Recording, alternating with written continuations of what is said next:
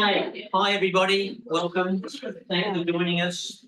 Let me begin by acknowledging the traditional owners of where we are here, the Yaga and Turrbal people, and pay respects to the elders past, present and future, but also as people interested in the environment, reflect on the fact that for tens of thousands of years, Indigenous people have been stewarding the land, and of course we're Australia's first scientists, so they were observing and paying a lot of attention. So I often say when I'm giving a talk about that, how many people love nature? If I'm giving a general talk, 30% of the people put up their hand. 10,000 years ago, standing here, everybody was a bird watcher. Everybody was looking at plant phenology, fruiting times. Meandrin, what's meandrin mean? I think it's named after tulip woods, which is harpullias. Harpullia, yes, pendula, which is a tree that's common on the streets.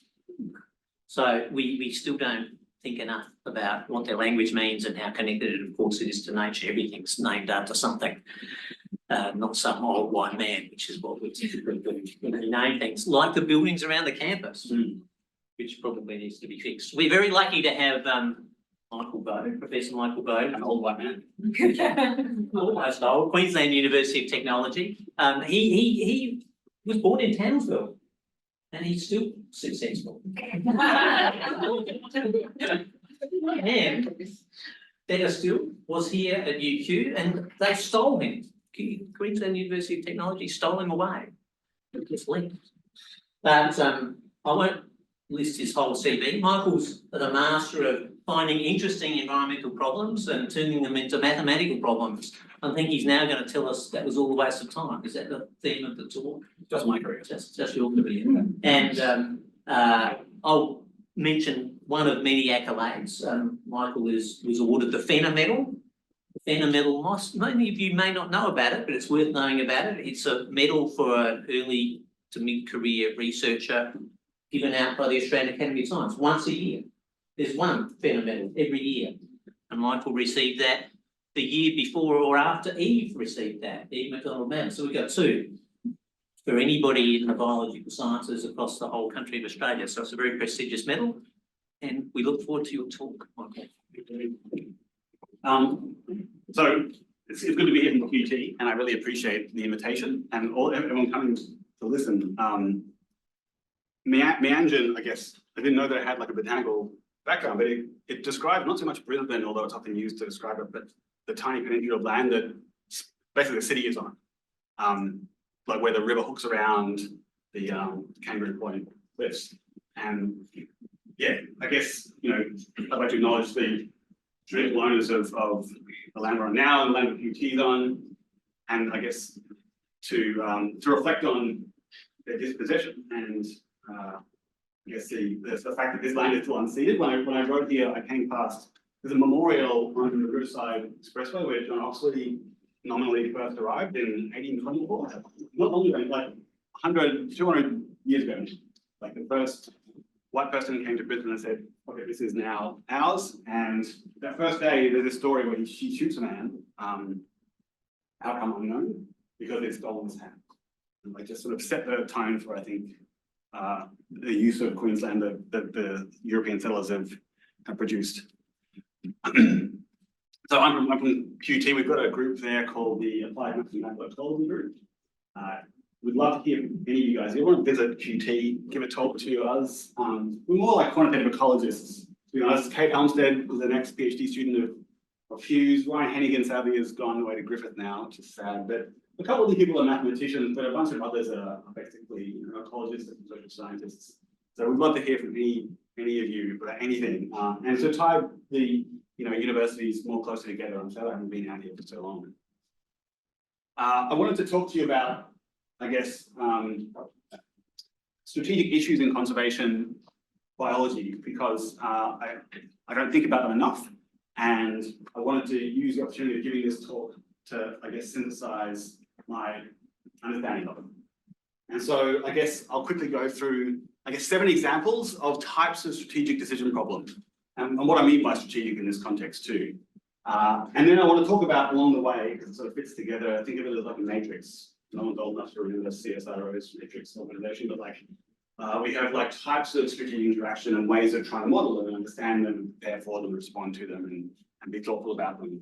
And I guess I am going to come to a conclusion at the end that's more about the way that I approach these problems and the way that mathematicians tend to approach these problems and why I think they're a bit disappointing and inadequate. But I don't mean to cast any aspersions on conservation more generally. I really want to say that this is I'm not going to make it a mathematical talk, but I'm sort of focusing my critique narrowly on the mathematics at the heart of the tools we use. Because I think that they're where, like, we make these tiny choices when we write algorithms, really just steal them from operations research and apply them to conservation. And they seem like small assumptions and they seem like obvious assumptions, but they're really consequential for the outcomes we get and for how our sort of methods perform. And I want to, you know, think in mathematics, when you apply mathematics, we often get a bit carried away by how wonderful we think our tools are. We don't spend enough time, I think, recommending how sometimes they fall short. So that's my basic overview, but basically it's me trying to like synthesize what I think about strategic decision making. And so let me give you some examples first. So I've got 7 examples here. So I'm going to start with the classic one. Like, this is what we obsess about. This is how conservation sort of frames itself. We have non-conservation groups, and they're responding strategically to conservation. So, you know, they undermine the outcomes we have. This is the paper by Orlowski about the North. This is like the sort of Grand Banks off the coast of Massachusetts. And it shows the location of protected areas, marine protected areas, doing really well. You know, excluding these coloured dots here are basically the amount of time the fishing vessels are spending fishing this area. And it shows that the MPAs are working as planned. They're excluding fishing from particular high value areas, often spawning grounds, often sort of shallow water areas. But they're also showing that the distribution of effort is adapting to that. And it's responding to it. It's called, you know, it's quite well understood in marine fisheries, it's called fishing the line. The density of fish inside the MPAs is very high. The density of fish outside the MPAs is much lower. And even when you put the MPAs in very productive places, you get this gradient across the boundary. And so fishermen tend to spend as much time as possible in the areas of high density fish and thus on the boundaries. And if we don't take this into account when we plan these protected areas, we get a couple of consequences. We overestimate how good they're going to be, we underestimate how big they have to be, and we sort of just basically sort of have this spillage effect where the outcomes we're expecting are not what we have, because the fishes in this case are responsive. They're strategically responsive. We see this in all sorts of things. We see it in the way that, so there's a classic example, I wish I had a good picture of it, in Victorian logging, David Lindemeyer was talking about it last night. We would put aside these coops during the RFAs to become national parks or particular such as conservation areas, and the loggers would go out of their way to log the edge of them, because they realized that when our algorithms decide to expand them, they would say, oh, you know, we're not going to like expand in a patchwork way. This protected area here is completely surrounded by cleared areas. It's going to be, you know, that's as big as it's going to get. And so they were strategically planning ahead for the next expansion of protected areas. This is a great quote quoted in Luke and Michael in 03 about the effect of protecting species by the US Endangered Species Act. So, you know, one of the great sort of, when we talked about the EPBC Act this morning, one of the great levers we often have in conservation planning, it's partly a historical remnant of the way we used to think most about conservation, is that if a species, do you know what the hell is this? Red-cockaded woodpecker. A woodpecker? Red-cockaded woodpecker. Red-cockaded woodpecker. Where's the red-cockaded? What's it? It's right. The red-cockaded woodpecker, I think, is the example they were using just before it was listed as endangered, or maybe before the listing became more strong. There was a lot of land clearing in anticipation of the effects it would have on its habitat. And basically, there was a National Association of Home Builders who said about the regulation, this is a quote, a property owner will not face an ESA issue, Endangered Species Act of America issue, if they maintain the property in a condition such that protected species cannot occupy it.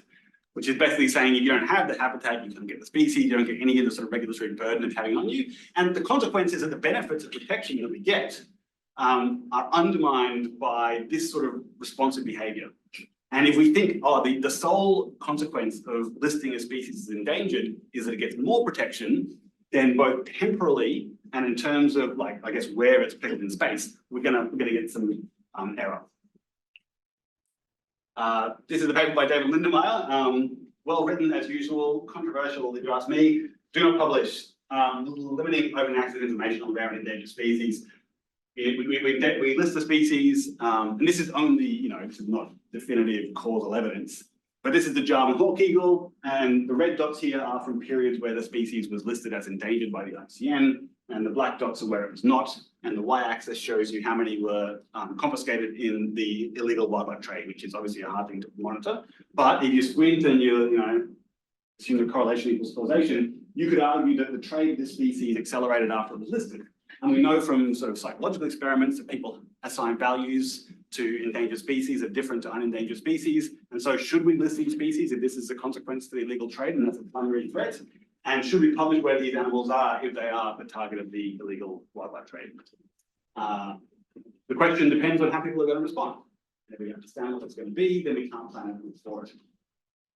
So that was the first sort of strategic interaction, was trying to distill all these sort of examples down into groups.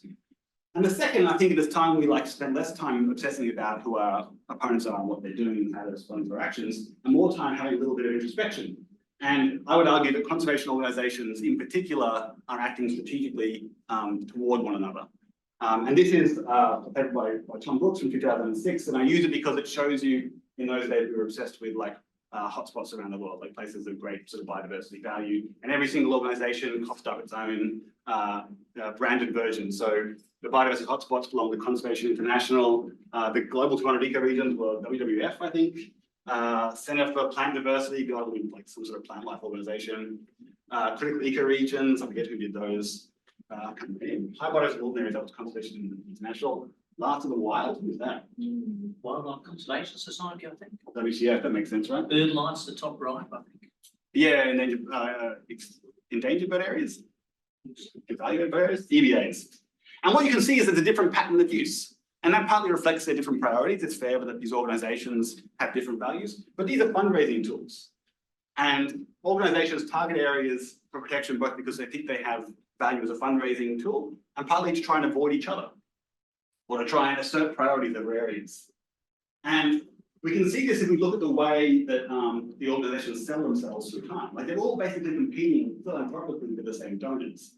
And so they tend to avoid each other's sort of primary areas of money, or they seek them at the same time. The classic sort of economic behavior of crowding in or niche separation. And this is Conservation International's front page photos across a period of about 25 years. And if you look at the photos inside the documents and try and classify them as well, if you look at the text inside them and see what they're focusing on, you see the same basic pattern emerge, which is that the 1990s have a bunch of pictures of people who are living in nature in a way you might describe as tradition. Conservation International at the time was primarily interested in South and Central America, so that's partly the reflection, but you do see this this dominance of people living in particular ways in nature that disappears in the early 2000s, when humans are almost absent from their propaganda posters. Their annual reports. And then from the 2005 onwards, coincidentally, around the time that ecosystem services started to gain a lot of traction as a fundraising tool, and a lot of organizations and governments were offering money for them, you see people re-emerge in all sorts of ways inside these documents, but you see them slightly differently. They're interacting with nature in a way that suggests ecosystem services, and they're doing so in a way that you might think of as modern. And all these are decisions these organizations are making strategically. And it really frustrates me that as a field, we understand a hell of a lot less about what motivates the behavior of these organizations and the way that they partition money and space with each other than we do about the organisms that they try and protect and that we say we're trying to protect. And I can't think of many conservation ecologists or biologists who think primarily about this issue. Besides, I think to some extent, the outcomes, the actual reporting of Hughes Group and a couple of other organizations that mostly come from economics. And they're speaking often to each other and to themselves. And yeah, this is like a weird omission from the way we think about our strategy. It's worth noting this is the US Department of the Interior, one of the biggest sort of conservation organizations in the world in some ways. They're very complicated organizations, but huge amounts of land under management, very large sorts of intervention in the landscape. And there's inside this group, and this is true not just of the Department of the Interior or any conservation organization or any university or anything, there's a huge amount of variation. So if we find a single person who manages a protected area, then we can trade them up through the regional director scheme, the director of the National Park Service, through to the National Park Service under the Assistant Secretary of Fish and Wildlife and Parks, who sits under the Deputy Secretary, and the Secretary who themselves sits under the executive arm of the government. This is an incredibly complicated and diverse group of people, and the actions that they take the behavior of individuals who sit very deep down inside them. And so the ability of an organization at the top to communicate vision and have it enacted way down the bottom can be really complicated. And in something like the Department of the Interior, where we want to have like collective action and sort of collective vision, that can be maybe a bit of a problem. But inside an organization like a corporation or a mining company, the individuals at the very bottom who might be sort of thinking about environmental impact assessments, who might be deciding what sort of actions this company takes and money they spend to sort of mitigate it, they have a lot of autonomy. We tend to sort of see these things as internally sort of homogeneous groups and overlook the fact that there's a whole amount of strategic organization within them that we can take advantage of or fall prey to if we don't consider. Okay, so how do a mathematician think about these sorts of problems? That was, I think, 2 or 3, there's a few more, but basically like, how do we mathematically try and approach them and provide solutions that we claim are going to solve them to some extent efficiently and optimally? And so as a brief primer on game theory, imagine we're trying to find the highest point in the landscape. Everything we're going to do today is basically around this. This is optimization. And so this is my reward function, it's how happy I am. And this is what I can do. And I've expressed decision of one, me, the actor, the single actor, as a continuous variable, but obviously that's a lot of discrete choices I can make. And it's probably sometimes hard to order them in a way that we would all agree is, the only way of doing so. But nevertheless, I'm choosing between them. I want to find the highest point. This is my problem. This is what, say, Marxan does. This is a problem that threatened species prioritization does. It tries to maximize the reward function by choosing a decision, and the rewards dependent on the decision.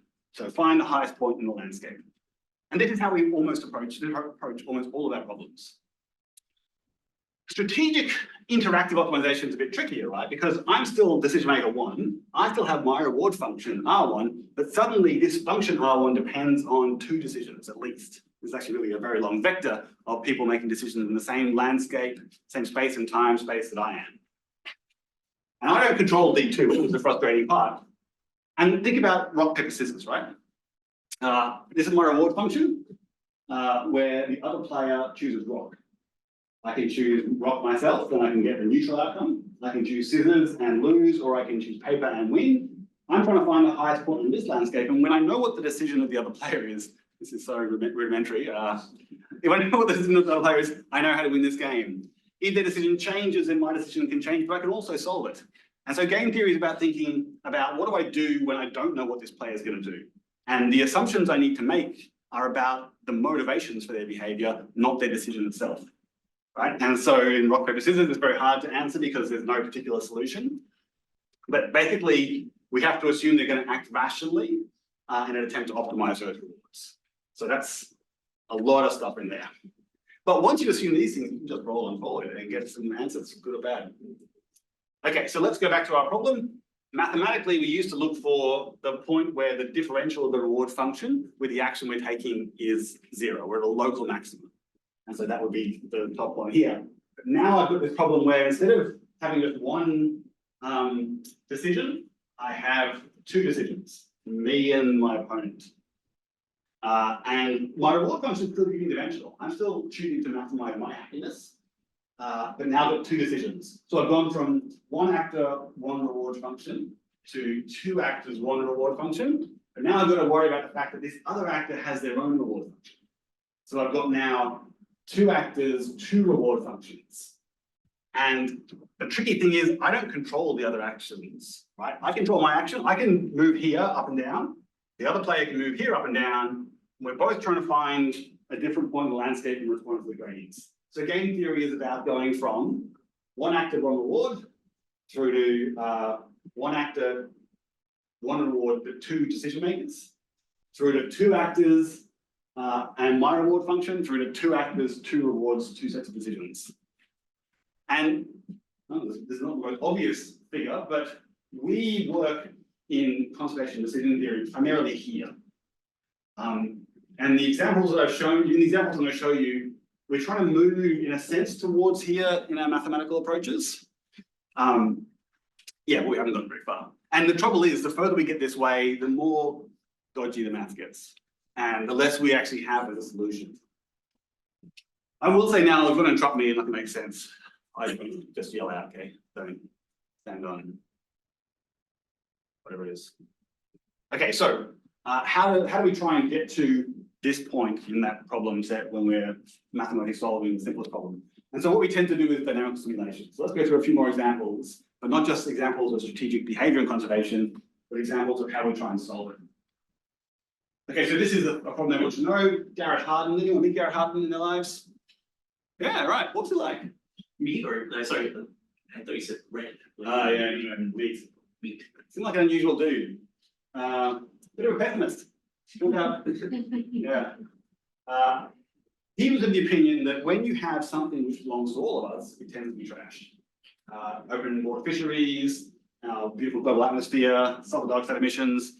These are all cases where the problem is that it's a common pool resource, and that will attract in a rational sense over-exploitation, free-riding behavior, and the trade of economy. So it's a bit pessimistic, and it's taken over conservation because we're a pessimistic bunch. But there's a whole different field of sort of science where this is seen as something that humans are incredibly good at.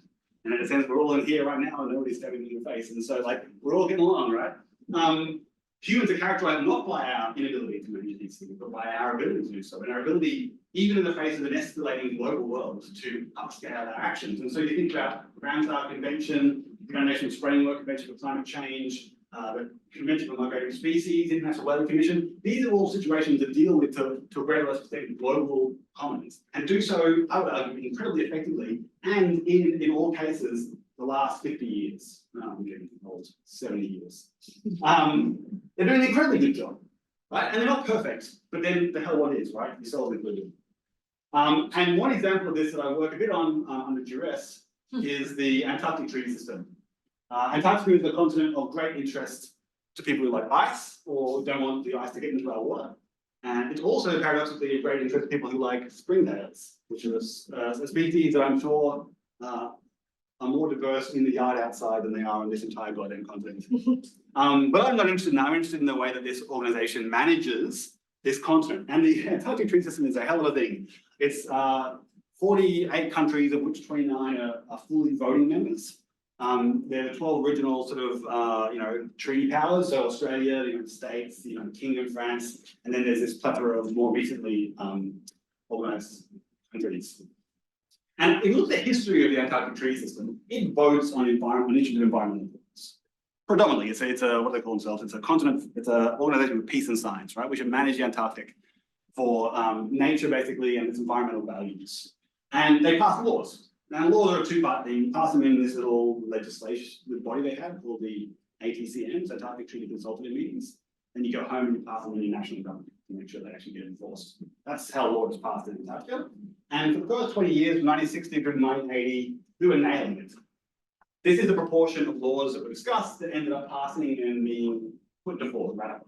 These are the hardest laws. These are the ones that they would call like a hard law, rather than a soft law. And you can see, for 20 years, bang, bang, everything we put forward is passing 100%. This y-axis here is the proportion of measures that entered into force. The dots are like my uncertainty about it. Some years there weren't that many, so if you flip a coin 3 times, you'll get 3 heads. You don't say it's always going to be it, right? So in some of these years, 5 laws passed out of 5. So you're pretty sure that most of them are going to pass. Everyone's having a loving time. These are all AI generated images. I goddamn love Wally. Then boom, 1985, shit goes south. Everyone hates each other. They can't get a single thing passed. It's a big blip in like 1994 when Nevermind came out. So we all pass them up, but then bang again, we're down to 0. Like nothing is passing. And it's not like they're not trying. There's measures being put forward, there's stuff being discussed, and it's all just stagnant. This is like literally a collapse. This is a classic like example of an alternative stable state. Functional consensus-based politics, and then failure. Now, I will qualify. This is a consensus system, right? Like, unless every one of the 29 countries who gets a vote says yes, nothing is happening. One person can veto an entire policy. Now, it's not that there's one bad player here. It's different players at different times saying no to different things. But then, boom, holy shit.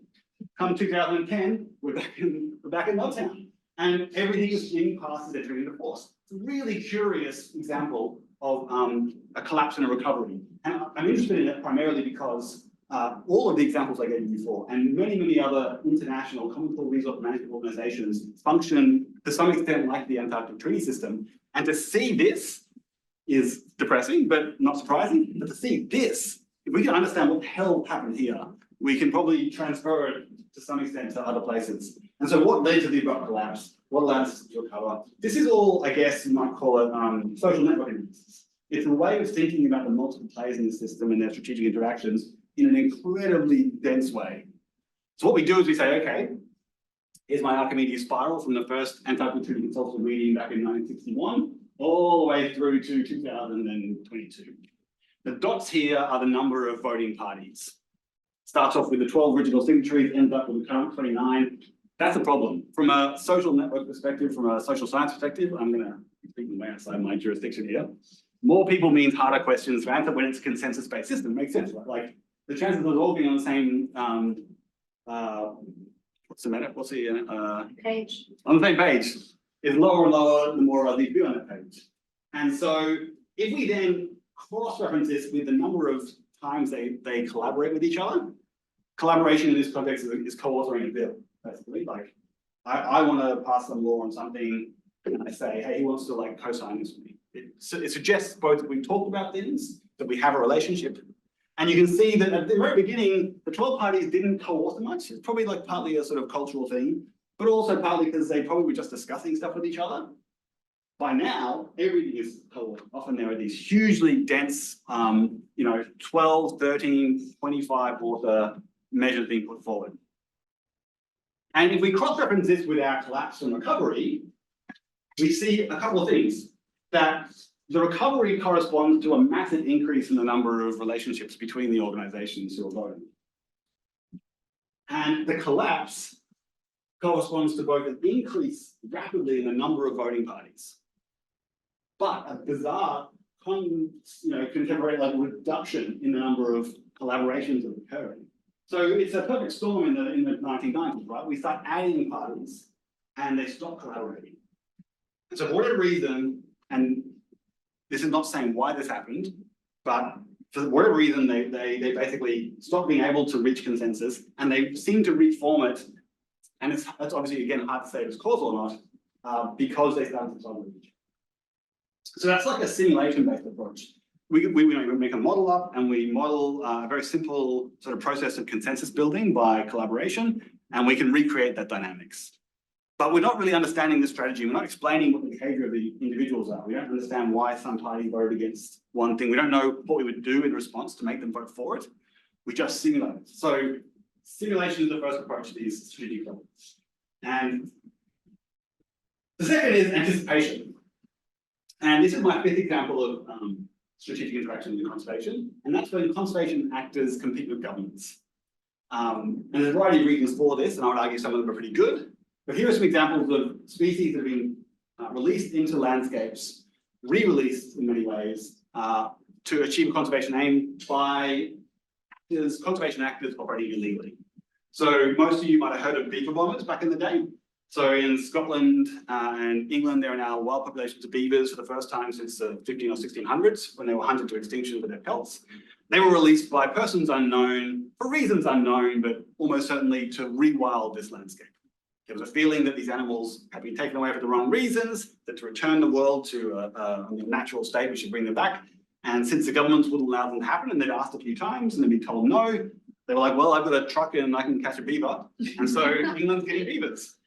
The same is almost certainly true for wild boar. Andy Solar wrote a fantastic paper to try and show that the release of polecats to Scotland, I believe, had occurred via, well, they hadn't been extinct the whole time. It hadn't been like just not noticed the whole time and popped back. They'd been re-released, both genetically and statistically. Lynx have been released at a number of locations around continental Europe. Anyone know what this is? A bird. It's a goshawk, Goshawk. northern goshawk. Goshawks. Goshawks were thought to be brought back to the UK. It's really hard to know whether wild boar and goshawks were released on purpose. Goshawks can get around, I imagine, they're wings. Wild boar, I think there might have been some like small sort of farms going on, but they're both back in the landscape now, and it's almost certainly why. And this is the Tasmanian devil, little dude. The devil was found on Badger Island, which is in the Bass Strait. The population by the time they found it was pretty inbred, but pretty happy. And it had been released by people for reasons, again, unknown, possibly for conservation. The Tasmanian government, in their infinite wisdom, decided they were going to take all these animals off this island while they were simultaneously looking for another island to release them onto, not these ones, but other ones. So they were trying to find Mariah Island to put devils on, took them off Badger Island, they were quite happy, put them back in the mainland on a disease location where we don't know what happened to them because we didn't follow them, but they almost certainly got DFTD and died. But we know that back in the 1990s, someone got a boat and a plane together and brought devils to this island. And the question then would be, okay, well, if you wanted to re-release these devils to the mainland, where would you go? And we're trying to anticipate what happens here. And I'm a conservation actor, and I think it's kind of frustrating that the government's not letting me do this officially. And so I would like to know where I can release devils in habitat that would be both suitable for them and unlikely to result in them being found for a number of years. Because if it's been 10 years after release, by the time they're found, populations will probably be so large that you wouldn't bother trying to eradicate them, and there'd probably be some public outcry. And so where would you go? And I would say Wollongong National Park and various parts of the Victorian Park would be a good location. You don't tend to see many people walking there. Rangers don't operate there too much. It's a long way from roads and from population centres, which is how they will tend to be observed. And so you could do, if you had the money and the time, release yourself. And I wouldn't advocate for this in a journal article because they wouldn't let me publish it. But this is what happens. This is what happens when people make a good case for rewilding and the government refuses to do so for reasons that probably charitably could be described as risk aversion. People just go ahead and do it. And what you end up getting is a completely unregulated, animal ethics free, monitoring free, consequence unknown re-release of the animals. And so if you're an organization like a regulatory government, your choice is not between yes and no. You're facing an actor whose behavior you can't entirely control. And so your decision might be between yes, officially and regulated, or no, but unofficially and unregulated. Wouldn't it be inherently flawed to release the genetically diluted individuals where the distribution is already high? Wouldn't that further dilute the population that's already there? So there's no devils on the mainland at the moment. They're all on Tasmania. It's a good point, though. The genetic thing's an issue, right? Because this is not going to be, if it's done illegally, the most genetically planned release, right? It's not going to be a diverse group of organisms from a location where you might expect sort of matching habitat or behavior. It's going to be whatever animal we can get and fit on a truck. And if it's poorly planned, it'll be infected animals. And so, you know, like there's lots of reasons, genetically included, why you might want this thing to be regulated. And so the competition between the actors and the governments needs to be considered in the regulatory context. Okay, and so now we're getting, that's just more, so this is not a game theoretic solution, right? So this is assuming that the pattern of search that the Victorian and New South Wales government would do for devils, if they thought this was going to happen, would be their current behaviour. But if they knew that this is where we were thinking of releasing them, because someone published it, they might target those areas for searches. It's unclear. The Victorian government at the moment is spending most of its search money looking for the Gippsland panther, I believe. Like it literally is spending money on this shit. And so who knows? It's actually worth noting that devils have turned up in Victoria a number of times alive in the past sort of 50 years. And no one knows quite where the hell they came from. And so this is actually something that could be possible. Now, when a person sees an animal in the wild, like a panther, it's normally they're drunk and it's late at night and it's only a fleeting sight. But these devils like literally walked into someone's house, they're picked up and again, no one knows where they came from. And so you might ask, you know, who's going to notice devils, right? Like devils are quite obvious in their look and they sound quite characteristic, but people are really poor at identifying these creatures. And so I would not be sure that there aren't already devils and there haven't been devils for years in this area. So instead of just saying what should we do, classic game theory tries to understand the behavior of both actors and tries to solve a simultaneous problem where both parties are trying to maximize a different reward function. And so here is what you always see in game theory, and there's been a number of papers written. It's called normal form games. They're a bit frustrating. Two actors are working in this system. This is one of those cases where there's multiple NGOs. One group loves orangutans for reasons unknown. One group loves rainforest, equally for reasons unknown, these are sweaty places. And they can each choose to purchase one parcel. Obviously, the orangutan conservation organisation, in the absence of any other players, would choose 4, and the rainforest one would choose 1 if we could describe what they want in this simple one-dimensional sense. But you know, maybe they can try and solve this problem game theoretically, or we can try and help them. So we construct this little like normal form game here, and we look for Nash equilibria and social good optima. And it's frustrating because the system is much more complicated than that. And it turns out this is, a prison's dilemma. And that's what we always talk about, it's boring. So we can approach it this way, but let's think about something a bit different. Let's think about the way we manage the world's international fisheries, the fisheries beyond the exclusive economic zones of the countries. These are fisheries which are historically over-harvested, which are consistently screwed around. Australia and New Zealand are good mates, right? We have a lot of things in common, and we constantly screw each other on fishing. We get together, we make these agreements about how we're going to manage our fisheries well, and then one of the countries turns its back, and the other country's busy overexploiting the fishery. The fact that these things are managed at all is incredible. These are big international, mostly tuna-based fishery. This is, I don't know what the I stands for, but this is the Central Atlantic tuna. This is Southern Bluefin tuna. This is International Consortium to catch all tuna. Say again? The International Consortium to catch all tuna. I just agree with the pessimism. They're doing a great job. What they do is they get together and they say, oh, we've been doing a really bad job with these tuna stocks, they're going down. We should set up an RFMO, a regional fisheries management authority. And they meet annually and they vote on their overall harvest totals. And what they do then is, so it's an interesting two-step problem. They first get together and they're like, okay, this year we caught, say, 5,000 tons of tuna. I reckon we can catch more. Let's catch 5,500 tons. And that question is answered first and in isolation of who gets it. It's an interesting choice. And then second, they go, okay, we've agreed on 5,500 tons. Who gets what? Who gets their quota? And like the first thing we do is we say, well, what did you have last year? And we normally just negotiate around that in marginal changes. And there's something I think interesting in this choice to vote on, because like, I guess if I know what my benefit's going to be, I'm not going to try and free range this, okay? Like there must be a reason or an effectiveness. And here are some of them again. They have different dates of enforcement. So some of them have been going for a long time, which I guess does raise the question of what they've been doing all this time. They've got a different number of parties. Some are very big and very typical, very hard. This is CAMLA, the big Southern Ocean one. But what really interests me, and what I think is an approach to the game theory makes sense, is a choice that belongs to the regulator. So when we set up this RFMO, we define a voting threshold. So the IEEC has a 100% voting threshold, and so does CAMLA. That means that everybody in this organization gets a veto. They can say no to change. That means we can keep it what it is at the present. Someone said we can increase it. No. Decrease it? No. One person can screw it all. But the IEEC is a 50% one of the earliest, in fact. And then you've got these weird supermajority systems, they exist. And there's no rhyme or reason to why they've been put in place. And so what effect does that thing have on conservation outcomes?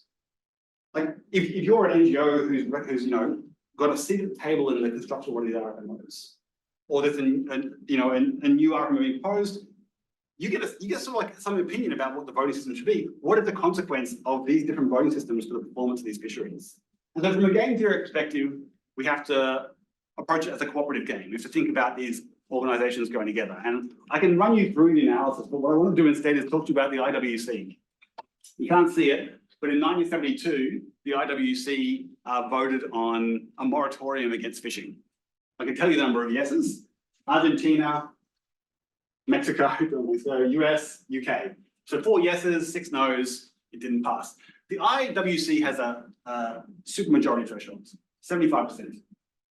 So this is good. I'm going to read this. This is one of the great successes of like international conservation. Say, the motion is that the schedule for 72 be amended in every case where a numerical quota appears by substituting the number 0 for all such numerical quotas. It's a flat-out moratorium on all fishing. Has to be a 3/4 majority, 3/4 of president voting. You Australia. Canada, we'll see. And it's interesting, like, it's not surprising, for example, that the no's came from Iceland, Japan, and the USSR, right? Because these are countries, Norway included, that had a history of whaling. Let's fast forward to 1982, and the moratorium passes. It's the same sort of thing. Notwithstanding the provisions of paragraph 10, I don't really, like, this is a really, I don't know how you guys feel, but this is like a really impressive achievement. And to have it lost in this morass is interesting. But for the killing of commercial purposes of whales across all stocks for the 86 coastal and 85/6 pelagic season, shall thereafter be 0. And so all these countries vote. And you can see Australia finally gets its shit together and votes yes for the moratorium. The USSR, still a no. Norway, still a no. Japan, you can see it, still a no. The countries who are still actively whaling in this context, you know. But suddenly you see the other countries who aren't present in the 72 vote, like Oman, not a famous whaling nation. The Federal Republic of Germany, big landlocked still these days. These are countries that didn't have a role in the management of the system, who joined the IWC with the express purpose of stopping whaling, and who achieved that in 10 years after the first failure. And what's interesting is both the fact that most of these countries formally agreed to it, even though they were against it. So the USSR stops whaling. Japan stops whaling. Norway's like giving the hell out of IWC, which is a fair call. Iceland, I think, also does quit, but Japan didn't. So the point is that like the 75% threshold in this context is really important. If we had set the threshold for voting in the IWC to 100%, like it is in Kamilar, then Japan would have said no to the end of time. And if we look across all of the organizations in the world who do this sort of thing, we find these bizarrely specific voting thresholds. Paris Agreement requires 55 countries to say yes, and they have to represent in total 55% of their emissions. You can see why someone said this. They're like, A, sounds pretty cool and complete. And B, I don't want to have a bunch of countries who don't whale and don't emit telling me what the hell I'm doing with my whales. The Antarctic Treaty and the Arctic Council, complete consensus. The Montreal Protocol has to have a majority of both developing and developed countries. The God Committee of the Endangered Species Act in America is 5 out of 7. Like these are all examples of decisions that have been made to set a threshold at 3/4 or 2/3, and the consequence of them for the decisions being made is actually really unclear. It depends a lot on what the state of the system is at present, what the sort of null assumption is in the absence of decision. If you have a RFMO that's harvesting a flogged tuna stock, if I can say no to anything because it's consensus, I'm just gonna, I want to keep catching tuna, I can stop any activity towards conservation. By contrast, if I have a system that is currently unexploited, and down in the southern oceans, Kamilar is a system where there are new stocks emerging, right? As climates change and species move into Kamilar's jurisdiction, just to remind you where Kamilar is, this one down here, stocks suddenly enter the jurisdiction as we find enormous sort of underwater seamounts, or we gain the ability to extract them because things are cheaper. Kamilar requires 100% voting threshold, and so conservation organizations who don't like this can regulate it more effectively than if it were a majority system. Okay, I have one more point to make and one more example to talk about. And it's, I think, like where my critique of conservation comes in.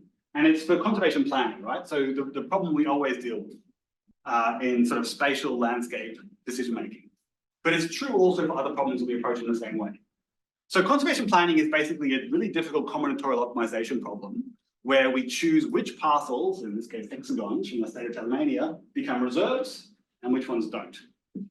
Let me run you through just a bit quickly so you can understand what I'm talking about. There's lots of different networks and we can rank them from best to worst. And there's actually a lot of these networks we can think about. Obviously, this prioritizer tool here looks through at least 682 different solutions, but these are actually local maxima. So it's done a little search and it said, look, I can't find anything better in this area than this particular solution, than these green dots and these non-green dots. And it found 682 local maxima. We use these methods like stochastic search, gradient algorithms, genetic algorithms, but they're all the same basic approach. They look in a landscape for the highest points. This is my analogy. This landscape is some match somewhere, and it has high points and low points. But as you can see, there are many, many high points. And the algorithms that search for them aren't searching in a two-dimensional landscape with its height. They're searching in a landscape that has 40,000 dimensions. 1, 2 to 40,000. And each of those dimensions is bizarrely binary. So you can only move one step in each direction.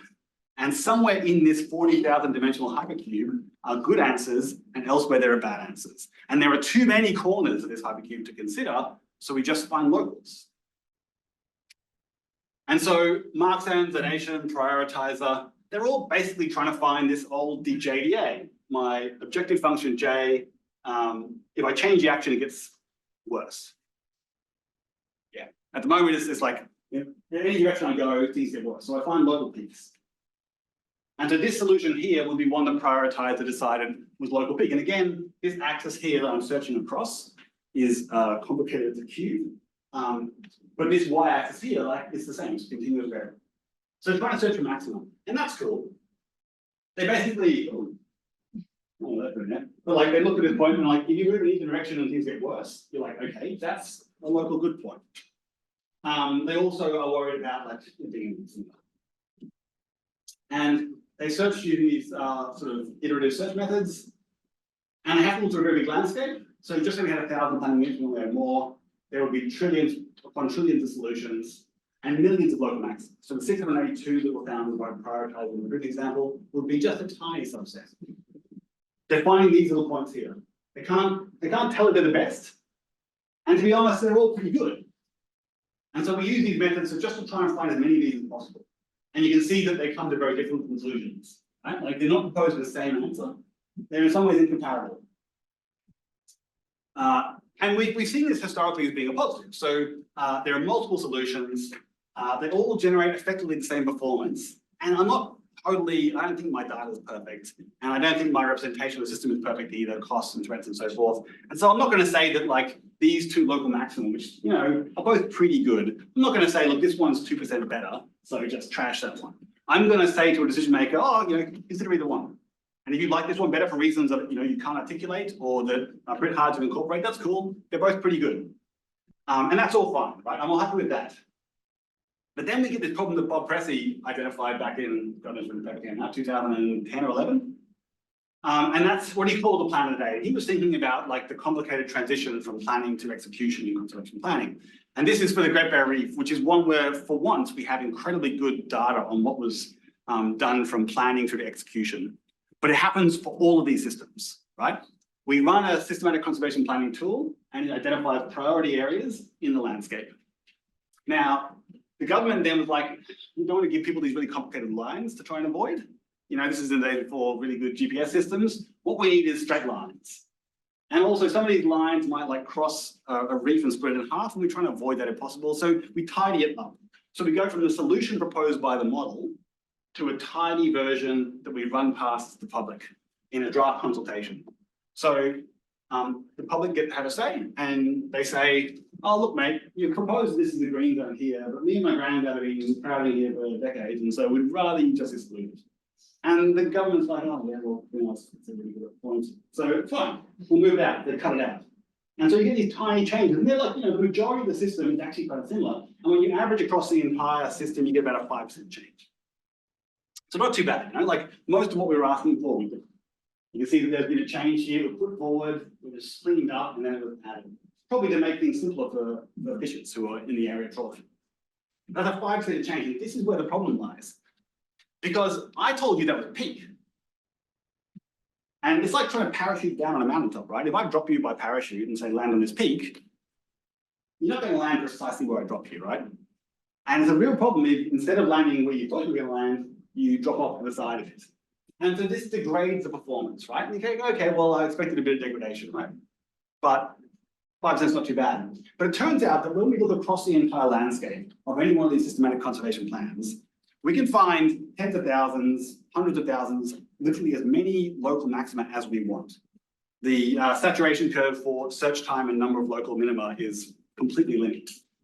And what we tend to find is that the highest peaks are the steepest peaks, and the less slow peaks are kind of the flatter peaks. And in particular, this is for an equivalent version of the GBR. These are protected areas, and this is their performance according to my metric of optimization. So this is that reward function. This is how high these peaks are in the landscape.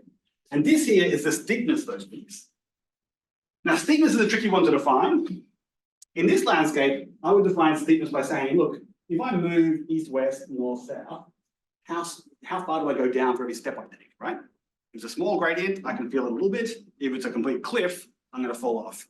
But from any point in space, I can move, you know, east, west, north, and south. In a conservation planning problem, I can move in 40,000 different directions, and I can only move one step, and I can't move a bit of a step. I have to move the whole step of a step. And so steepness is a complicated one to define, but this is an average degradation of the performance of the system if I change it by 1%. And I've had to subsample a subset of directions I can move in because there are so many. But what you find is a trade-off, right? What I said to you before, that the solutions where the performance is highest tend to be the solutions where the gradients are steepest. And secondly, the variation in performance from best local minima to worst local minima looks to be about less than 1%, no, about 2%. And the difference in performance of steepness is from nothing to everything. And if I chose the best performing local maxima, or even the best 5%, I would be implicitly choosing these incredibly steep solutions. And this is a consequence, not so much of the landscape itself, because there's everything in the landscape. This is a sampling, right? If I kept sampling and I went past the 5,000 solutions I've got here, I would find this whole space full. Probably with almost complete density. So it's not a function of the landscape, it's a function of my solution method. It's a function of my greedy algorithms. And what I've done, this is part of the problem with the algorithms, right? I'm trying to make a race car with these things. So I'm trying to achieve my targets at a minimal cost, or I'm trying to, for a given cost, maximize my outcomes. I look at my car, I'm like, 2 headlights? Boom, off goes the headlight, right? I need one of these things. I see 2 sets of redundant brake lines. Like, look at that, I need 1 brake. I could probably ride with 3 wheels, I guess, if I don't corner too fast. Don't need windshields. So I'm minimizing this thing, but I'm trying to reduce the cost. And that would be a problem already, right? Because if I make a car with 3 wheels, it'll drive until it hits a speed bump. And these consultation processes are effectively 5% speed bumps. But the second problem is more insidious, but I can't define it very well mathematically. But basically, the tools are inadvertently seeking interlocking solutions. If I give it 2 options, one where this thing gives me A and this thing gives me B, or one where they both give me a bit of A and a bit of B that kind of link together, I choose combinations that are really intricately connected. Like I'm Frank Gehry trying to build an opera house, right? I'm not making like the Queensland Treasury building, which is a brick built of bricks, right? It's cube, it's fantastic. You can kick the thing for as long as you want. I'm building this really difficult structure, and the tools are finding that. That's what they search for. And you get this brittle solution. You get these incredibly brittle solutions that are solely a consequence of your tools. And the problem is we're looking for JDA being 0, which says, okay, I don't care really how steep they are, I just want the highest point, right? What I care about is more the vicinity optimum. So I can look for steepness. I can't define steepness in these dimensional problems, but whatever. But the problem is also this idea, why am I searching for optimum, right? I want to be here. If I'm here, and these things are always asymmetric, right? If I'm on the point, I'm close to the cliff. I want to be away from mountaintops. I want to be on flat, long surfaces where if I change that by 5%, and this is a really big problem in mathematics, right? Because we're very good at finding these things and looking in there. Well, we're very good at finding those local maxima.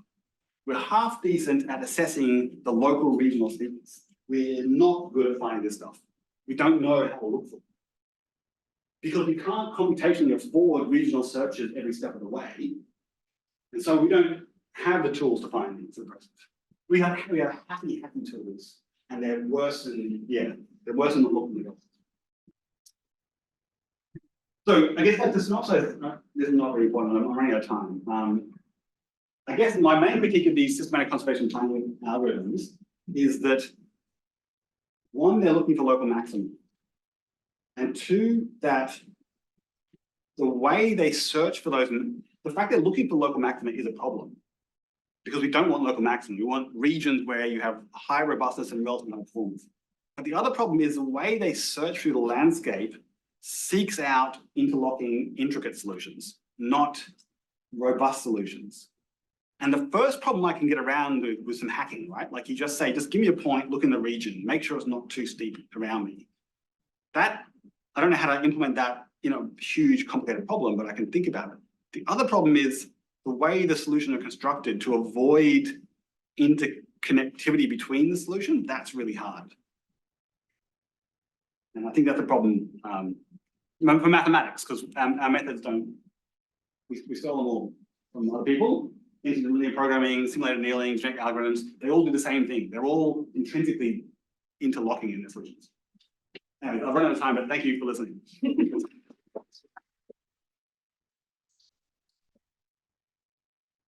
We have basically run out of time. Thank you very much for an incredibly provocative and interesting talk. But I will take one question. if there's some burning question from anybody. Oh, yes, there's a burning question. You wanted the, at the beginning of the talk, you had the same theory set up.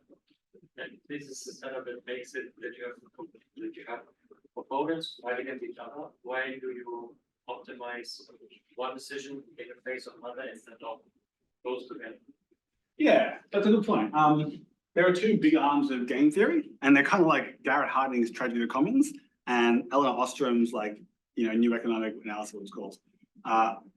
If we treat the game as a non-cooperative game, particularly if it's like a zero-sum non-cooperative game, we tend to assume that there'll be competition and fighting.